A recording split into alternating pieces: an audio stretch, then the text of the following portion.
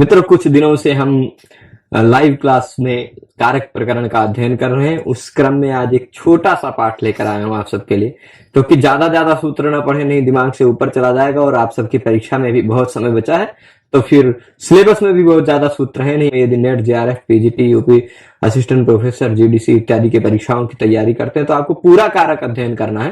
परंतु तो इसलिए एक छोटा सा पाठ होने वाला है, केवल एक सूत्र देखेंगे पर इस एक सूत्र को विधिवत समझ लेंगे।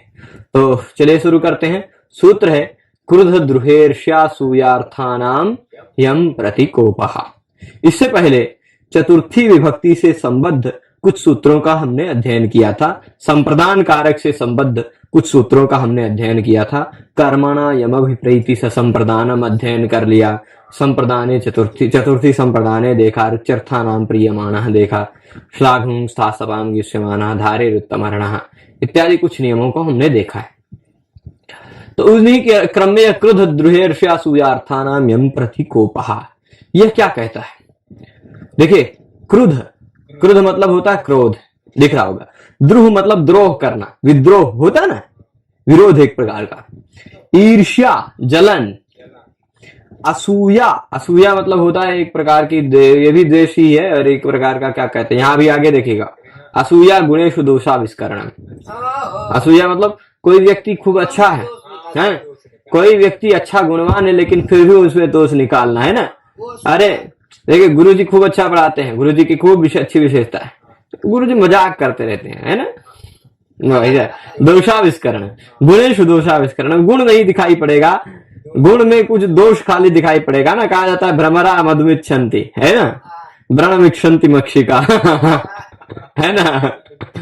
तो ये चीज है, जिसकी जहां पर ध्यान होती है उसका वहीं जाता है। भाई भंवरे मधु चाहते हैं, मधु इच्छन्ति नहीं होगा। और मक्खियां क्या चाहती है? व्रण चाहती है, घाव मिल जाए तो उस तरह दोष दृष्टि जिसकी होती है, गुणों में भी जो दोष की दृष्टि से देखता है वह है असूया। ठीक है, ऐसी अर्थ वाली, क्रुद्ध अर्थ वाली, द्रोह अर्थ वाली, ईर्ष्या अर्थ वाली और असूया अर्थ वाली धातुओं के प्रयोग होने पर यम प्रतिकोपः, जिसके प्रतिकोप है, जिसके प्रति क्रोध है, वह व्यक्ति संप्रदान होगा। अब आप प्रश्न करेंगे, पहली बात कि यहां तो सूत्र में कह रहे हैं क्रुद्ध, द्रुह, ईर्ष्या, असूया, ये चार अर्थ कह रहे हैं, है ना। क्रोध अर्थ वाली धातु हो, द्रोह अर्थ वाली धातु हो, ईर्ष्या अर्थ वाली धातु हो, असूया अर्थ वाली धातु हो। क्रोध मतलब होता है, यहां लिखे अमर्ष। अमर्ष मतलब होता है न सह पाना। कोई व्यक्ति कुछ ऐसा कर दिया कि सह नहीं पा रहे, लाल हो गए, आग बबूले हो रहे, है ना, वो है क्रोध। और द्रोह क्या होता है? अपकार, किसी का अपकार करना, किसी को, है ना, ये द्रोह हुआ। ईर्ष्या मतलब होता है उसको सह न पाना, क्षमा न करना, न क्षमा करना, है ना, ईर्ष्या, जलन एक प्रकार। और असूया कहते हैं गुणेषु दोषाविष्करणम, गुण में भी दोष का आविष्कार करना, ये असूया। इन चार प्रकार के अर्थों का प्रयोग होने पर, इन चार प्रकार के अर्थ वाले धातुओं का प्रयोग होने पर यम प्रतिकोपः, जिसके प्रतिकोप है वह संप्रदान होता है। ससंप्रदानम, कर्मणा यमभिप्रीति ससंप्रदानम सूत्र से ससंप्रदानम की अनुवृत्ति ले आएंगे, है ना। तो क्रुद्ध द्रुहेर्ष्यासूयार्थानाम यम प्रतिकोपः ससंप्रदानम, वह संप्रदान होता है। कौन संप्रदान होता है? यम प्रतिकोपः, जिसके प्रति गुस्सा किया जा रहा है वो संप्रदान। अब कहेंगे भाई यम प्रतिकोपः क्यों कह रहे हैं, यम प्रति द्रोह भी क्यों नहीं कहा, यम प्रति ईर्ष्या क्यों नहीं कहा, यम प्रति असूया क्यों नहीं कहा? तो भाई आप समझ लीजिए, चाहे क्रोध होगा, चाहे आप क्रोध करेंगे, चाहे किसी से द्रोह करेंगे तब वो उसके ऊपर गुस्सा रहेगा तभी आप द्रोह करेंगे, है ना। उसके ऊपर कोप रहेगा तभी आप उससे द्रोह करेंगे। उसके प्रति गुस्सा रहेगा तभी आप उससे ईर्ष्या रखेंगे, और उसके प्रति आपका कोप रहेगा तभी आप उसके गुणों में दोष देखेंगे। अगर ऐसा तो होगा नहीं कि किसी के प्रति आपका बहुत प्रेम है लेकिन उसमें गुण में दोष देखे, ऐसा तो होगा नहीं, है ना। तो यम प्रतिकोपः वो चारों जगह सामान्य रहेगा। हाँ, चाहे क्रोधार्थक धातु का प्रयोग होगा तो भी कोई ना कोई ऐसा रहेगा जिसके प्रति कोप रहेगा। द्रोहार्थक रहेगा तो भी कोप रहेगा, ईर्ष्यार्थक रहेगा तो भी कोप रहेगा, और असूयार्थक रहेगा तो भी कोप रहेगा। इन चारों अर्थों के प्रयोग होने पर जिसके प्रति कोप है वह संप्रदान कहलाता है। ठीक, तो जिसके प्रति कोप है वह संप्रदान, ससंप्रदानम। ठीक है, अब देखिए, मान लीजिए हरये क्रुध्यति, कोई भक्त है ना, भक्तः हरये क्रुध्यति। अब क्रोधार्थक धातु का प्रयोग है ना, कौन गुस्सा कर रहा है? इस क्रोधार्थक धातु का क्रिया को कर्ता कौन है? भक्त। अब भक्त क्रोध करता है, इस दृष्टि से देखा जाए तो भक्त किसके ऊपर क्रोध कर रहा है? किसके प्रति क्रोध है? क्रोधार्थक धातु का प्रयोग है कि नहीं? क्रोधार्थक धातु का प्रयोग हो और जिसके प्रति कोप हो वह संप्रदान हो जाता है। तो उसका कोप हरि के प्रति है ना, तो विष्णु भगवान के प्रति है, तो फिर विष्णु भगवान के प्रति उसका कोप है तो यम प्रति कोपावस्था संप्रदान, संप्रदान हो गया, है ना। उसकी समस्या नहीं सुन रहे होंगे। या ऐसा भी हो सकता भाई, हरि शब्द के कई अर्थ है ना, हरि शब्द के 18-20 अर्थ हैं। यमा नीलेन्द्र चंद्रार्क विष्णु सिंहां सुवाजिषु अहिना कपि भेकेशु हरिणा कपिले त्रिषु, इतने सारे अर्थ हैं। यम, अनिल, इंद्र, चंद्र, अर्क, विष्णु, सिंह, अंशु, घोड़ा, फिर उसके बाद अहि सर्प, नर भी हरि है ना, कपि बंदर, भेक मेढक, है ना, और क्या कहते हैं, कपिल, उसको भी हरि। तो ऐसे इतने सारे अर्थ हैं हरि के। तो हो सकता है हरे क्रुध्यति मेढक के ऊपर गुस्सा कर रहा हो, घोड़े के ऊपर गुस्सा कर रहा हो, बंदर के ऊपर गुस्सा कर रहा है, शेर के ऊपर गुस्सा कर रहा हो सकता है। कोई भी हरि को हरि तो कोई है ना, अनेक अर्थ है शब्द, और अनेकार्थक शब्द होता है जहां पर वहां संयोगाद्यैर नियंत्रित ही, अनेकार्थक शब्दों का संयोग विप्रयोग साहचर्यम विरोधित है, उन सबके द्वारा नियंत्रण होता है। भाई हरि शब्द है, अगर कह दिया गया सशंख चक्र हरि, ऐसा कह दिया तो हरि शब्द का अर्थ विष्णु ही होगा, तब फिर गदा इत्यादि नहीं होगा, है, तब इंद्र इत्यादि नहीं होगा, है ना। ऐसे ही मधुना मत्तः पिका, अब मधु के द्वारा मत्त हो गया पिक, तब आप सामर्थ्य देखेंगे क्या कोयल शराब पी के मत्त होगा? मधु शब्द का अर्थ शराब भी होता है, मधु शब्द का अर्थ शहद भी होता है, मधु शब्द का अर्थ मधु नामक राक्षस भी होता है ना। और मधु शब्द का अर्थ होता है चैत्र महीना भी, मधु शब्द का अर्थ होता है वसंत ऋतु भी। अब मधुना मत्तः पिका, कोयल मधु से मत्त हो गए, तो मधु का तात्पर्य वो शराब पी के मत्त नहीं हुआ, मधु का अर्थ वो शहद पी के मत्त नहीं हुआ, मधु का अर्थ वसंत को ऋतु से मत्त हो गया, वसंत ऋतु हुआ। तो मधु शब्द का आसपास कौन सा शब्द है उसके आधार पर हम अर्थ लेते हैं, पर यहाँ आसपास कौन ऐसा शब्द नहीं है जिससे हम हरि का अर्थ निश्चित कर लें कि हरि का अर्थ विष्णु है। कोई प्रसंग नहीं है, तो हरि का कोई भी अर्थ ले लीजिए, है ना। ये तो थोड़ा सा प्रसंग बस, और कुछ दूसरी भी बातें आ गई इसी में, है ना। तो हरये क्रुध्यति, हरि के प्रति क्रोध करता। अब हरि कौन है वो आप चाहे जो अर्थ ले ले, यम के प्रति गुस्सा करता है, चाहे विष्णु भगवान के प्रति गुस्सा कर रहा है, चाहे अनिल के ऊपर यानी वायु के ऊपर, चाहे वो इंद्र के ऊपर, चाहे अग्नि के ऊपर, चाहे सिंह के ऊपर, चाहे जिसके ऊपर हरि के प्रति कोप कर रहा है। अब भाई जिसके प्रति कोप है वह कौन है? हरि है, वह संप्रदान हो गए। चतुर्थी संप्रदाने सूत्र ने क्या कहा? चतुर्थी विभक्ति लगा दो। तो हरि शब्द के बाद चतुर्थी विभक्ति लगाया, कौन सा?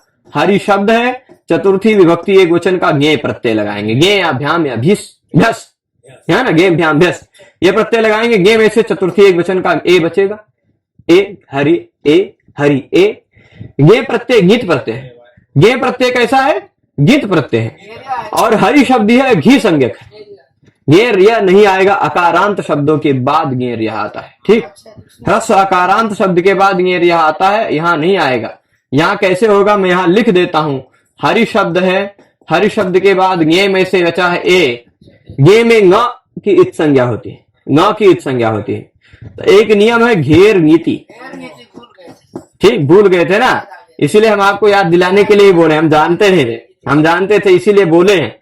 घेर नीति कहता है घी संज्ञक शब्द के बाद गित प्रत्यय यानी गे, गसी, गस, गी, ये चार प्रत्यय, गे ngस, ngसी, गे, ये चार है, चतुर्थी पंचमी षष्ठी एक वचन, सब चतुर्थी है ना। गे चतुर्थी एक वचन, घी संज्ञक शब्द हो, उसके बाद गीत यानी गे ngसी ngस गी, चतुर्थी पंचमी षष्ठी सप्तमी एक वचन हो प्रत्यय, है ना। चतुर्थी एक वचन में गे होता है, पंचमी एक वचन में घसी होता है, षष्ठी एक वचन में ngस होता है, सप्तमी एक वचन में गी होता है। ये चारों प्रत्यय गिंत है। घी संज्ञक शब्द के बाद गिंत प्रत्यय हो तो घी संज्ञक शब्द को गुण कर दो, ठीक। तो घी शब्द को हमने गुण कर दिया तो क्या हो गया, हरे, हरे ए। पंचमी षष्ठी एक वचन में भी हरे बनता है, ए। सप्तमी एक वचन में थोड़ा विशेष नियम लग जाता, अच्छा घे। सप्तमी एक वचन में विशेष नियम लग जाता है, ठीक है। तो हरे बन जाता है। तो हरे ए बचवा यहाँ आवा, ए चो आया तो ऐसा वाला सूत्र लगा दिया।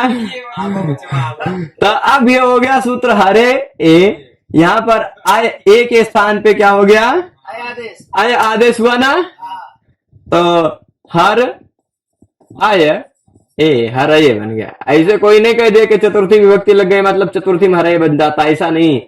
सूत्र ने क्या कहा, क्रोध ईर्ष्या असूयार्थानाम यम प्रतिकोपा ने का क्रोधार्थक धातु, द्रोहार्थक धातु, ईर्ष्यार्थक धातु, असूयार्थक धातु या फिर इन सभी प्रकार के अर्थ वाली धातुओं का प्रयोग होने पर जिसके प्रतिकोप है वह संप्रदान है, और जो संप्रदान है उसके बाद उस शब्द के बाद चतुर्थी विभक्ति लगती है। तो चतुर्थी विभक्ति लगती मतलब चतुर्थी विभक्ति है क्या भाई, गे भ्याम भ्यस, यही है चतुर्थी। तो हरि के बाद हमने गे लगा के दिखा दिया, हरे ये बन जाता है, ठीक। हरे ये क्रुध्यति, ठीक है, ठीक है। अब बाकी की क्रियाओं बोल दीजिए भाई, बदल दीजिए। हरे द्रुह्यति द्रोहार्थक हो गया, हरे ईर्ष्यति ईर्ष्या करता ईर्ष्यार्थक हो गया, हरे असूयति असूयार्थक हो गया। क्रुद्ध, द्रुह, ईर्ष्या, असूया, चारों का उदाहरण हो गया। एक का आदमी से द्रोह करो, सबसे द्रोह मत करो भाई, करो तो एक कैसे। वो ऐसे हैं हरि ना, उनसे आप गुस्सा द्रोह भी करेंगे तो भी अच्छा है, उनसे आप प्रेम भी करेंगे तो भी अच्छा है। जो करना रहे वो कर ले, है वरम विरोधो भी समम माधव, क्या बात है ना। अच्छे व्यक्तियों के साथ द्रोह भी कर ले तो भी ठीक है ना। तो अब देखिए यहां पर क्या है, प्रश्न पूछ रहे हैं, यहां तक हो गया उदाहरण। प्रश्न पूछ रहे यम प्रतिकोप किम, सूत्र में यम प्रतिकोप क्यों कह रहे हो भाई। यम प्रतिकोपा, जिसके प्रतिकोप है ऐसा न कहें तो यम प्रतिकोपा को नहीं रखते हैं। मान लीजिए सूत्र में क्या होता, क्रुद्ध द्रुहेर्ष्यासूयार्थानाम संप्रदानम, ठीक। तो क्रोधार्थक, द्रोहार्थक, ईर्ष्यार्थक धातु के प्रयोग में जिसके प्रतिकोप है या नहीं है सब संप्रदान होने लग जाता है ना, होने लगता है। तो इसलिए कह रहे जिसके प्रतिकोप है उसी की संप्रदान संज्ञा होगी। जैसे देख लीजिए, भार्याम ईर्ष्यति मैनाम अन्यो द्राक्षीदिति। यहाँ तोता मैना किसी को दिख रहा होगा ना, यहाँ मैना है ना, तोता की पत्नी मैना नहीं है। यहाँ माँ एनाम अन्य अद्राक्षित है ना। इसका मैं संधि को तोड़ के लिखूंगा, नहीं तो कुछ लोग सोचेंगे यहाँ कहाँ से मैना ले आए गुरुजी, है ना। तो अब आप देख लीजिए, कोई क्या है, कोई क्या है, कभी कभी लोग बाजार में घूमने निकलते हैं। बाजार में घूमने निकले, अब किसी की भार्या बहुत ज्यादा सुंदर है ना, किसी की भार्या बहुत सुंदर है, अच्छा सज धज के कपड़े पहन के चल रही है, तब लोग उसको देख रहे हैं, लोग देख रहे हैं तो वो ईर्ष्या करेंगे। अरे ईर्ष्या करेगा ना उसका पति, ईर्ष्या करेगा उसका पति कि उसको कोई और ना देखे, ईर्ष्या करेगा ना। माँ एनाम, माँ मतलब मत, एनाम मतलब इसे, अन्य मतलब कोई दूसरा, अद्राक्षित देखे, इसे कोई दूसरा न देखे। यहां अद्राक्षित मतलब देख, लुंग लकार वो भूतकाल वाला नहीं है, भूतकाल अर्थ वाला लुंग नहीं, निषेधार्थक लुंग है। मांगी लुंग सूत्र से मां के प्रयोग में लुंग लगा है, मांगी लुंग से, मांगी लुंग, ठीक, मांगी, ठीक। मां अभूत है ना, मां अभूत। तो मां एनाम अन्य अद्राक्षित, इसको कोई दूसरा न देखे। देखे अर्थ है देख लिया, ऐसा नहीं, भूतकाल वाला अर्थ नहीं आएगा। भूतकाल लुंग लकार भूतकाल अर्थ में भी होता है, पर हम आपको बता दें भूतकाल अर्थ में लृट लकार भी हो जाता है, ठीक, लृट लकार भी हो जाता है भूतकाल में। आपने कभी सुना है क्या, हमसे सुनेंगे ना, हम बहुत बहुत आपको ऐसा बताते रहेंगे। हाँ, लिट लकार आप जानते सामान्यतः भविष्य काल में प्रयोग होता है ना, गमिष्यति, पठिष्यति, खादिष्यति मतलब खाएगा, पढ़ेगा, जाएगा, ऐसा होता है। लुंग लकार मतलब अद्राक्षित मतलब देखा, देखा भूतकाल, पर ऐसा नहीं, एक सामान्यता हुआ सारे नियम है, सामान्यता हुआ सारे नियम। इसका तो उदाहरण मिल गया ना कि भार्या से ईर्ष्या कर रहा है कि कोई उसको दूसरा न देखे, ये अर्थ है, देखे, भूतकाल अर्थ नहीं है ना। तो मांग अर्थ वाला निषेधार्थक है। अब ऐसे ही भूतकाल का क्या है, अभिज्ञा वचने लिट, एक सूत्र देख लीजिएगा, अभिज्ञा वचने लिट। भूतकाल अर्थ में भी यदि आप किसी को कुछ याद दिला रहे हैं तो लिट का प्रयोग कर सकते हैं। जैसे मान लीजिए ब्रह्मा जी, आपसे आज से 2 साल पहले मैं आपसे काशी में मिला था, मान लीजिए, वैसे मिला नहीं था पर मान लीजिए मैं आपसे 2 साल पहले काशी में मिला था और वहां पर बीएचयू में बैठकर हम समोसा खाए थे, मान लीजिए, ठीक है। अब आप यहां पर संस्कृत गंगा में आपसे आके हमसे मिले हैं, आपको मेरी याद नहीं आ रही, मुझे नहीं पहचान पा रहे क्योंकि मैं पहले 2 साल पहले बहुत पतला था, अब मोटा हो गया, तो हम क्या कहेंगे आपसे, स्मरसि ब्रह्मा, ब्रह्मा जी याद है आपको, स्मरसि ब्रह्मन, याद है क्या, अभिज्ञा वचन, अभिज्ञा वचन कह रहे हैं, यानी पुनः स्मरण कराने वाले वचन करेंगे। तो भूतकाल अर्थ में भी हम लिट लकार का प्रयोग कर सकते हैं। काशीम वत्स्यावह, हम काशी में रहते थे, स्मरसि ब्रह्मन काशीम वत्स्यावह, तत्र त्रिकोणम समोसम खादिष्यावह, खाते थे वहां पर समोसा खाते थे भाई, खादिष्यावह काशीम वत्स्यावह, है ना, ये होता है। परंतु यत शब्द का प्रयोग होने पर यह नहीं होता ना, यदि इसका निषेध है। यत अगर प्रयोग कर दिए यत तो वत्स्यावा नहीं होगा, यत शब्द का प्रयोग नहीं होना चाहिए, ठीक है। स्मरसि ब्रह्मन काशीम वत्स्यावा, वहां उदाहरण क्या दिया है, स्मरसि कृष्ण गोकुले वत्स्याम तत्र गाश्चारयिष्याम, ऐसा, ठीक है। तो अभिज्ञा वचन लिट है, वो तो लकारार्थ प्रकरण में विषयांतर हो जाएगा, पर फिर भी यहां भूतकाल अर्थ नहीं है, ये मैं बता रहा था, ठीक, भूतकाल अर्थ नहीं है, ठीक है। तो अब यहां पर इसी प्रसंग बस आ गया वो भी, तो ये क्या कह रहे, भार्या से ईर्ष्या कर रहा है, काम भार्याम ईर्ष्यति, भार्याम ईर्ष्यति, भार्या से ईर्ष्या करता है, मां एनाम अन्यः अद्राक्षीत, अद्राक्षीत, इसको कोई दूसरा ना देखे इति, ऐसा भार्या से ईर्ष्या करता है। अब आप बताइए, यहां भार्या के प्रति गुस्सा होगा क्या, गुस्सा करेगा, और गुस्सा करेगा तो घर पे भी जाएगा ना, तब कहां जाएगा, है ना। तो इसलिए भार्या से यहां यम प्रतिकोपा में भार्या नहीं है ना, अगर सूत्र में यम प्रतिकोपा न होता, जिसके प्रतिकोप नहीं होता है उसकी भी संप्रदान संज्ञा हो जाती, तो भार्या की भी संप्रदान संज्ञा हो जाती, तो क्या हो जाता, भार्या यही ईर्ष्यति बनने लगता है ना। इसलिए यम प्रतिकोपा कह देने के कारण क्या पता चला, जिसके प्रतिकोप है वही संप्रदान होगा, भार्या के प्रतिकोप नहीं है इसलिए भार्या संप्रदान नहीं होगी, ठीक है, क्लियर है। तो भार्या के प्रतिकोप नहीं है, भले ही क्रोधार्थक धातु का प्रयोग हो, भले ही ईर्ष्यार्थक धातु हो, पर जिसके प्रतिकोप नहीं है उससे संप्रदान का है, जिसके प्रतिकोप है वही संप्रदान होगा। तो भार्या के प्रतिकोप नहीं, इसलिए भार्या संप्रदान नहीं होगी, भार्याम ईर्ष्यति, ठीक है।